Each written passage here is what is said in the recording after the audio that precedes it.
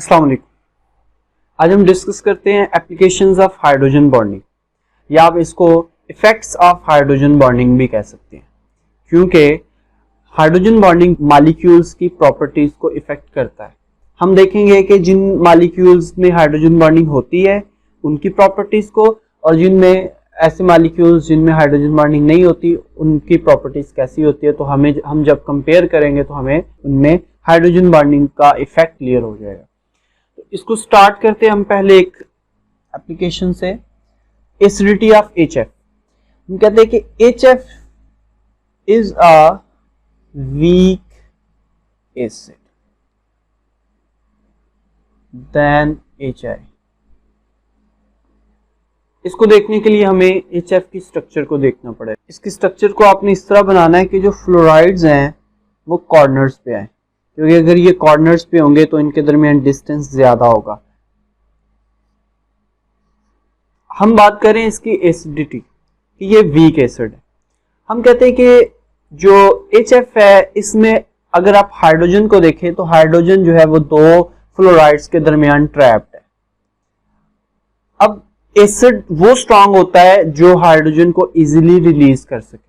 जो जितनी easily hydrogen को रिलीज करेगा वो उतना ही अच्छा एसिड होगा। अब फ्लोराइड को अगर आप देखें, HF को देखें, तो हम कहते हैं कि यहाँ पे जो हाइड्रोजन है वो दो फ्लोराइड्स के जो कि हाईली इलेक्ट्रोनेगेटिव है और इन पे चार्ज भी है। अब ये ट्रैप्ड है, इस वजह से ये हाइड्रोजन जो है वो रिलीज नहीं हो सकती। हम कहते हैं कि ये वीक एसिड है। HI में इस तरह का केस नहीं होता, उसमें हाइड्रोजन है वो इजीली रिलीज हो सकती है, तो इसलिए ये अच्छा एसिड है, जबकि ये इसके मुकाबले में जो HF है वो वीक एसिड है। अब हम डिस्कस करते हैं thermodynamic properties of covalent hydrides. मतलब कि जो कोवलेंट हाइड्राइड्स हैं उनके मेल्टिंग और बॉइलिंग पॉइंट्स। थर्मोडायनामिक प्रॉपर्टीज हम कहते हैं ऐसी प्रॉपर्टीज जो कि टेम्परेचर से रिलेटेड है, जैसे मेल्टिंग पॉइंट्स, जैसे बॉइलिंग पॉइंट्स, जो हीट और टेम्परेचर से रिलेटेड है। तो इनको हम डिस्कस करते हैं। ये ग्रुप 4 से ग्रुप 7 तक के ये एलिमेंट्स हैं जो मैंने कुछ बनाए हैं। हम इनके हाइड्राइड्स बनाते हैं, क्योंकि हमने क्या बोला है, dynamic properties of covalent hydrides. तो इनके जो हाइड्राइड्स बनेंगे वो कोवलेंट होंगे, मतलब कि इनका हम हाइड्रोजन से बॉन्ड बनाते हैं और हाइड्रोजन से बॉन्ड बनाने के बाद जो कंपाउंड होगा वो हाइड्राइड कहलाते हैं। ये जब हमने इन एलिमेंट्स का हाइड्रोजन से बॉन्ड बनाया तो ये इसके हाइड्राइड्स बन गए। अब हम इन हाइड्राइड्स में देखेंगे कि किन में हाइड्रोजन बॉन्डिंग होती है और किन में नहीं होती, और जिनमें हाइड्रोजन बॉन्डिंग है उनके मेल्टिंग और बॉइलिंग पॉइंट्स कितने हैं और जिनमें नहीं है उनमें मेल्टिंग और बॉइलिंग पॉइंट्स कितने हैं। इसके साथ हम इसका एक ग्राफ भी बनाते हैं। ये हमने ग्राफ बनाया और ये इनके बॉइलिंग पॉइंट्स लिखे। अगर हम इनके बॉइलिंग पॉइंट्स को देखें तो ये जो 4A है इनके बॉइलिंग पॉइंट सबसे कम है। आप यहाँ पे देख सकते हैं, ये हमारे पास है 4A, इनके -164, -122, -88। तो इनके बॉइलिंग पॉइंट्स जो हैं वो लीस्ट होते हैं। इसकी रीजन हम देते हैं कि इनकी जो पोलराइजेबिलिटी है, पोल्स बनाने की जो सलाहियत है वो बहुत ही कम होती है, जिसकी वजह से कि इनमें हाइड्रोजन बॉन्डिंग ही पॉसिबल नहीं है। तो इसलिए इनके जो बॉइलिंग पॉइंट्स हैं वो बहुत ही कम है। देखिए इफेक्ट आ गया ना हाइड्रोजन बॉन्डिंग का, कि हाइड्रोजन बॉन्डिंग नहीं है तो इनका बॉइलिंग पॉइंट जो है ना वो बहुत लो है। अब इनकी अगर बात करें, जो नेक्स्ट ग्रुप है 5, 6, 7A जो है, इनमें हर सीरीज के जो टॉप पे जो एलिमेंट है उनका अपने नीचे वाले एलिमेंट से सबसे ज्यादा है। अगर इसमें देखें NH3 का बॉइलिंग पॉइंट जो है वो अपने नीचे सीरीज में सबसे ज्यादा है। उसकी रीजन क्या है कि इनमें हाइड्रोजन बॉन्डिंग पॉसिबल नहीं है, अमोनिया में हाइड्रोजन बॉन्डिंग पॉसिबल है, तो इनके निस्बत इसका बॉइलिंग पॉइंट सबसे ज्यादा। इसी तरह H2O को अगर देखा जाए तो इसमें इसका बॉइलिंग पॉइंट जो है वो अपनी सीरीज से सबसे ज्यादा है। इसी तरह HF का भी, और रीजन भी इनमें क्या है कि क्योंकि इनमें हाइड्रोजन बॉन्डिंग पॉसिबल है। अब इनसे हमें एक फर्क नजर आना चाहिए। अगर हम देखें NH3 का, आप अगर उधर देखें तो इसका बॉइलिंग पॉइंट है -33.4, जबकि इनका है -88, -50। इसका मतलब है कि इसका जो बॉइलिंग पॉइंट है वो ज्यादा है इनकी निस्बत, बाकियों की निस्बत। और उसकी रीजन क्या है कि जो NH3 है इसमें हाइड्रोजन बॉन्डिंग पॉसिबल है, क्योंकि माइनस में वैल्यू जितनी छोटी होगी उतना बड़ी होती है वैल्यू। अब अगर हम बात करें इसकी H2O की, तो H2O का बॉइलिंग पॉइंट अगर आप देखें तो 100 है, जबकि इसके बाकी एलिमेंट्स का जो है, बाकी जो ग्रुप मेंबर्स हैं नीचे, उनका बॉइलिंग पॉइंट जो है वो माइनस में है। अगर आप HF को देखें तो HF का बॉइलिंग पॉइंट 19.9 है। अगर आपकी बुक्स पे गलत लिखा हुआ है तो इसको करेक्ट कर लें। बाकी का अगर आप देखें तो वो माइनस में। तो इससे हमें साफ पता चल रहा है कि इसका एक इफेक्ट है हाइड्रोजन बॉन्डिंग का बॉइलिंग पॉइंट्स पे। अब इनको आपस में जरा कंपेयर कर लें हम। अगर इनको आपस में कंपेयर करें तो हम कहते हैं कि इलेक्ट्रोनेगेटिविटी इस तरफ को बढ़ती है। NH3 की हाइड्रोजन बॉन्डिंग जो है वो कम होनी चाहिए, इसकी ज्यादा हाइड्रोजन बॉन्डिंग होनी चाहिए और इसकी ज्यादा है, क्योंकि नाइट्रोजन से ज्यादा इलेक्ट्रोनेगेटिव ऑक्सीजन है और ऑक्सीजन से ज्यादा इलेक्ट्रोनेगेटिव फ्लोरीन है। तो इससे ज्यादा बॉइलिंग पॉइंट वाटर का होना चाहिए और हम देखते हैं कि ऐसा ही है। NH3 का -33 है तो वाटर का 100 है। अब वाटर से ज्यादा HF का होना चाहिए, लेकिन HF का देखें तो 19.9 है। तो अब इसकी क्या रीजन है? इसमें हम कहते हैं कि वाटर है वो 2 हाइड्रोजन बॉन्डिंग बना सकता है पर मॉलिक्यूल, जबकि HF जो है वो सिर्फ सिंगल हाइड्रोजन बॉन्ड बना सकता है पर मॉलिक्यूल। इसलिए ये 2 हाइड्रोजन बॉन्ड बनाने की वजह से इसका बॉइलिंग पॉइंट जो है वो ज्यादा होता है। अब इसमें एक और क्वेश्चन आपको आ सकता है, ये सारे शॉर्ट क्वेश्चंस बन सकते हैं, MCQs बन सकते हैं। आपसे ये भी पूछा जा सकता है कि H2O लिक्विड होता है जबकि H2S जो है और H2SE ये गैसेस है, इसकी रीजन क्या है?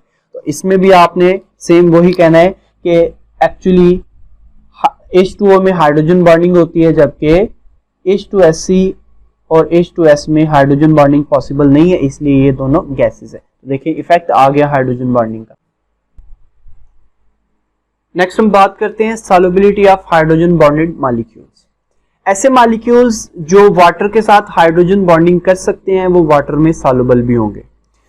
जैसे अगर हम बात करें अल्कोहल्स की, अल्कोहल्स में OH ग्रुप होता है जो कि वाटर के साथ हाइड्रोजन बॉन्डिंग कर सकते हैं, इसलिए हम बोलते हैं कि जो अल्कोहल्स हैं वो वाटर में कंप्लीटली मिसिबल होते हैं, कंप्लीटली सॉल्युबल होते हैं। जैसे एथेनॉल जो है वो वाटर में बिल्कुल कंप्लीटली तौर पे ऑल प्रोपोर्शंस में पानी में हल हो जाता है। उसकी रीजन क्या है? क्योंकि ये वाटर के साथ हाइड्रोजन बॉन्डिंग कर सकते हैं। इसी तरह अगर आप देखें कार्बोक्सिलिक एसिड्स, अब कार्बोक्सिलिक एसिड्स में होना ये चाहिए कि जो लोअर कार्बोक्सिलिक एसिड्स है, मतलब जिनमें कार्बन की तादाद कम है, ये कार्बोक्सिलिक एसिड है, इसमें ये R की वैल्यू हाइड्रोजन R जो कार्बन होती है, कार्बन ग्रुप जैसे CH3 हो सकता है, CH3 CH2 हो सकता है, जितने कार्बन कम होंगे उतना ये ज्यादा पानी में सॉल्युबल है।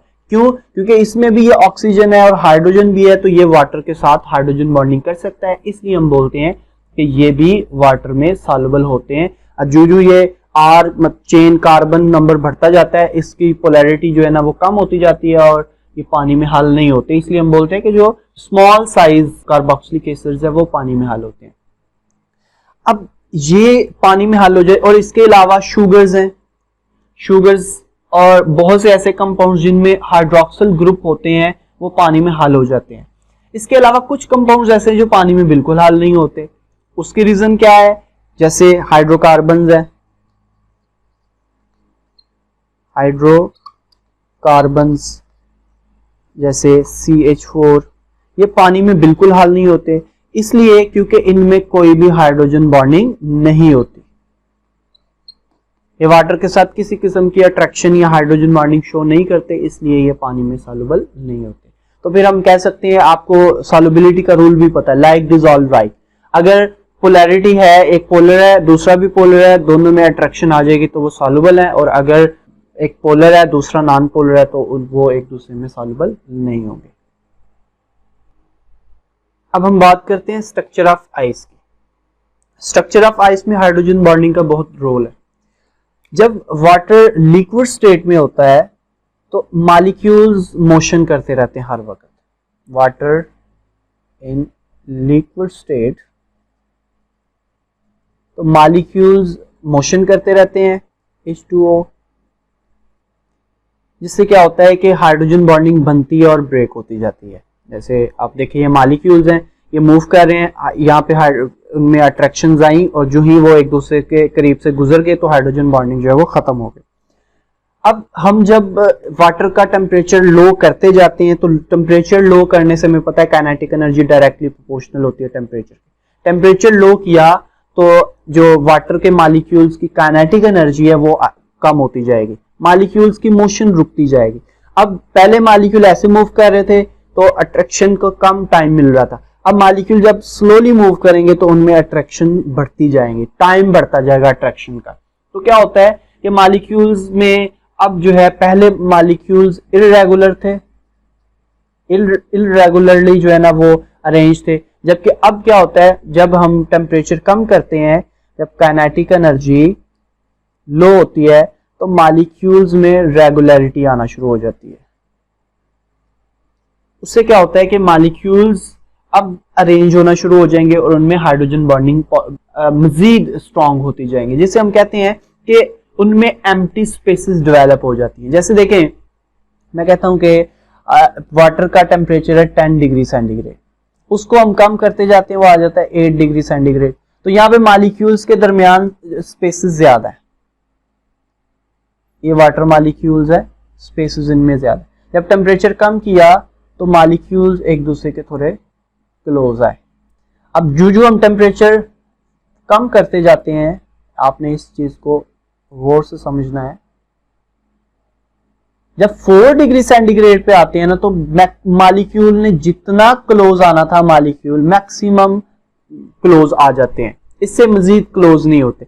यहां पे अब जब फर्दर हम इसको मॉलिक्यूल्स को मजीद टेम्परेचर इसका डाउन करते हैं तो मॉलिक्यूल्स क्या करते हैं, यहाँ पे मैक्सिमम हाइड्रोजन बॉन्डिंग है, यहाँ पे वॉल्यूम कम से कम ऑक्यूपाई करेंगे क्योंकि बिल्कुल क्लोज है एक दूसरे के, कम वॉल्यूम ऑक्यूपाई किया तो हमें पता है डेंसिटी का फार्मूला क्या होता है, मास ओवर वॉल्यूम। तो वॉल्यूम और डेंसिटी एक दूसरे के इनवर्सली प्रोपोर्शनल, कम वॉल्यूम ऑक्यूपाई किया तो डेंसिटी ज्यादा होती है, इसलिए हम बोलते हैं कि एट 4 डिग्री सेंटीग्रेड वाटर की डेंसिटी क्या होती है, मैक्सिमम। इसके बाद क्या होता है, इसके बाद जब हम फर्दर टेम्परेचर को डाउन करते हैं तो मॉलिक्यूल्स रेगुलर होने के लिए फिर दूर जाना शुरू हो जाते हैं। पहले मॉलिक्यूल जो है ना वो इर्रेगुलरली अरेंज थे, बिल्कुल इर्रेगुलरली अरेंज थे, लेकिन अब क्या होता है इन्होंने हाइड्रोजन बॉन्ड, क्योंकि अब एक बाकायदा स्ट्रक्चर बनानी है, एक रेगुलर स्ट्रक्चर बनानी है, तो मॉलिक्यूल्स इस तरह अरेंज हो जाएंगे। तो हम देखते हैं कि पहले इर्रेगुलरली अरेंज होते हैं, इर्रेगुलर ऐसे अट्रैक्शंस होती हैं, लेकिन जो हम टेम्परेचर कम करते जाते हैं मॉलिक्यूल्स दोबारा से दूर जाना शुरू हो जाते हैं। देखें जब ये बिल्कुल अरेंज होंगे इस तरह तो उनको जारी बात है एक दूसरे से दूर जाके तो स्पेसेस जो है ना उनमें फिर आ जाती है। इस तरह हम बोलते हैं कि वाटर मॉलिक्यूल जब उसको आइस में कन्वर्ट किया जाता है तो उसकी डेंसिटी लो हो जाती है। क्यों? क्योंकि उनमें स्पेसेस डेवलप हो जाती हैं। अब जब वाटर 0 डिग्री सेंटीग्रेड पे आता है, आइस बन जाती है, तो यहां पे इसमें वॉल्यूम 9% तक इंक्रीज हो जाता है, 9% वॉल्यूम इंक्रीज हो जाता है इनका, इससे डेंसिटी क्या हो जाती है, लो हो जाती है इनकी। इसी वजह से हम बोलते हैं कि ये वजह है कि आइस जो है वो वाटर के ऊपर फ्लोट करती है, पानी के ऊपर तैरती है। इससे फायदा ये होता है कि सर्दियों में, विंटर में जो पॉन्ड्स होते हैं, तालाब होते हैं, उनमें यहाँ पे जो एनिमल्स होंगे इसके अंदर, पानी के अंदर, उनकी जिंदगी बच जाती है। वो किस तरह? जब आइस बनती है तो आइस ऊपर तैरना शुरू कर देती है, तो आइस जब ऊपर आती है तो वो ऊपर लेयर बना लेती है, ये आइस की लेयर है। अब इससे क्या होगा, आइस की लेयर जो है ये इंसुलेटर होती है, ये नीचे अब जो है हमें पता है कि 4 डिग्री सेंटीग्रेड है, क्योंकि 4 डिग्री सेंटीग्रेड पे डेंसिटी ज्यादा होती है तो पानी नीचे होता है। जो ही जिन मॉलिक्यूल्स का टेम्परेचर 4 डिग्री सेंटीग्रेड से कम होने लगेगा, डेंसिटी उनकी कम हो जाएगी और वो ऊपर जाना शुरू हो जाएंगे, क्योंकि हमें पता है कि डेंसिटी जो है ना वो फिर उसके बाद लो होना शुरू हो जाती है। इसके बाद तो अब जब आइस ऊपर बन जाती है तो वो आइस इंसुलेटर का काम करती है। अब फर्दर हीट बाहर नहीं जा सकती। क्यों? क्योंकि ये आइस की लेयर और ये क्या होती है, इंसुलेटर, जिससे क्या होता है कि ये आइस की लेयर नीचे वाले पानी का टेम्परेचर मजीद लो नहीं होने देती, और जिसकी वजह से जो आबी मखलूक, जो पानी में जो पौधे हैं या जानवर हैं जितने भी हैं, वो उनकी जान बच जाती है। अदरवाइज क्या होता है, पूरा का पूरा तालाब जो है वो फ्रीज हो जाता है, जिससे जितनी भी आबी मखलूक है वो डिस्ट्रॉय हो जाते हैं, वो खत्म हो जाते हैं। अब हम बात करते हैं कि जो सोप्स हैं और जो डिटर्जेंट्स हैं वो क्लींसिंग एक्शन कैसे करते हैं। सोप्स और डिटर्जेंट्स के दो पार्ट्स होते हैं, एक इनमें होता है पोलर पार्ट और एक इनमें होता है non polar part. Non polar part जो है ये इनकी टेल होती है, जबकि जो पोलर पार्ट है ये इनका हेड होता है, हेड। अब क्या होगा कि जो दाग हैं वो डिफरेंट तरह के होते हैं। पोलर पार्ट्स जो है वो ऐसे सब्सटेंसेस जो कपड़े पे लगे हुए हैं जो पोलर हैं वो उनको ऑब्जॉर्ब कर लेते हैं, जबकि जो नॉन पोलर है जैसे ग्रीजेस वगैरह लग जाती हैं वो भी तो साफ हो जाती है ना उससे, या जो इसके अलावा कोई और दाग है, तो उससे क्या होता है कि जो नॉन पोलर पार्ट होता है वो नॉन पोलर को अटैच करता है अपने साथ, और जो पोलर होता है वो उसको पोलर को ऑब्जॉर्ब कर लेता है। जब पोलर को अटैच कर लेगा और नॉन पोलर मॉलिक्यूल का पार्ट नॉन पोलर दागों को अपने साथ अटैच कर लेगा, जब हम उसको हिलाते हैं या जब मशीन चलती है तो उससे क्या होता है कि वो दाग वहां से उखड़ के तो इन मॉलिक्यूल्स के साथ अटैच हो जाते हैं और इस तरह से ये साफ हो जाता है। Hydrogen bonding in biological molecules. Hydrogen bonding biological molecules में भी बहुत इंपॉर्टेंट रोल प्ले करता है। जैसे अगर हम बात करें कार्बोहाइड्रेट्स, इससे पहले भी हमने पढ़ा है कि जो कार्बोहाइड्रेट्स होते हैं ये वाटर में सॉल्युबल होते हैं। वाटर सॉल्युबल होते हैं क्योंकि इनमें भी हाइड्रोक्सिल ग्रुप्स होते हैं, तो इनका जो एग्जिस्टेंस है और जो हमारी बॉडी में या वाटर में जो ऑब्जॉर्ब हो जाते हैं उसकी एक रीजन हाइड्रोजन बॉन्डिंग भी है। इसी तरह जो प्रोटीन्स हैं, जो प्रोटीन स्ट्रक्चर्स हैं वो किस तरह से बनी हुई है, जैसे ये हमारे जो नेल्स हैं, हेयर्स हैं, ये सारे प्रोटीन्स होती हैं, तो इनकी स्ट्रक्चर किस तरह से एग्जिस्ट कर रही है, क्यों कैसे इतनी मजबूत है, तो ये भी हाइड्रोजन बॉन्डिंग की वजह से होता है। प्रोटीन्स जो है ना ये दो तरह के होते हैं, इनमें क्वाइल्स जो है ये क्वाइल स्ट्रक्चर बनाती है प्रोटीन्स। इस क्वाइलिंग को दो तरह की होती है, या तो ये राइट हैंडेड होती हैं या तो ये लेफ्ट हैंडेड होते हैं। अब जो राइट हैंडेड जो हेलिक्स हैं जो क्वाइल बनाते हैं उनमें क्या होता है, हाइड्रोजन बॉन्डिंग पॉसिबल होती है। इनमें क्यों होती है और इनमें हाइड्रोजन बॉन्डिंग पॉसिबल नहीं होती, क्योंकि इनमें जो ग्रुप्स हैं कार्बन डबल बॉन्ड ऑक्सीजन और NH ग्रुप इस तरह से एक दूसरे के सामने आते हैं कि ये एक दूसरे के साथ हाइड्रोजन बॉन्डिंग बना सकते हैं, पॉसिबल होती है। इनमें ऐसा नहीं होता। इस वजह से एक और मजे की बात कि ये जो राइट हैंडेड जो हेलिक्स वाले प्रोटीन्स हैं ये अबंडेंट भी होते हैं, ज्यादा पाए जाते हैं। भैया जब एक चीज है स्टेबल तो वो एग्जिस्ट भी ज्यादा कर सकती है, तो इसलिए हम बोलते हैं कि इनकी बहुत इंपॉर्टेंस है। इसके साथ ही अगर हम देखें डीएनए या न्यूक्लिक एसिड्स हैं उनमें भी ऐसा होता है। डीएनए डबल हेलिक्स आपको पता है, आप जो बायो पढ़ते हैं उनको पता होगा, आपने पिछले लेवल्स में भी पढ़ा है डीएनए के अबाउट, कि डीएनए का डबल हेलिक्स होता है। इस डबल हेलिक्स में नाइट्रोजनस बेसिस होती है, एडेनिन और दूसरी तरफ थायामीन, तो ये एक दूसरे के साथ ये डबल हाइड्रोजन बॉन्ड्स बनाते हैं। अगर इस तरफ गवानीन है तो ये साइटोसिन के साथ हाइड्रोजन बॉन्ड बनाते हैं। तो बताने का मकसद क्या है कि ये जो क्वाइल है इसका जो डबल हेलिकल स्ट्रक्चर है ये दोनों एक दूसरे के साथ कैसे रह रहे हैं, किस तरह से ये अटैच होते हैं, इसकी रीजन भी हाइड्रोजन बॉन्डिंग है। और आपको पता है डीएनए की इंपॉर्टेंस, आपको पता है कि जितनी भी जो इंफॉर्मेशन है वो नस्ल दर नस्ल जो ट्रांसफर होती है उसको हम बोलते हैं कि ये डीएनए की वजह से होती है। लास्ट पे हम देखते हैं hydrogen bonding in paints, dyes and textile material. Paints और डाइज की अगर हम बात करें तो पेंट्स जब हम करते हैं किसी भी मटेरियल के ऊपर तो वो उसके साथ अटैच हो जाते हैं, चिपक जाते हैं। जैसे हम दीवार पे करें या किसी कपड़े पे करते हैं, तो इसका मतलब है कि इनके पास एक प्रॉपर्टी है एडहीजन की। ये जो एडहेसिव चिपकने की जो सलाहियत है, एडहेसिव प्रॉपर्टी, ये पेंट्स और डाइज में हाइड्रोजन बॉन्डिंग की वजह से होती है।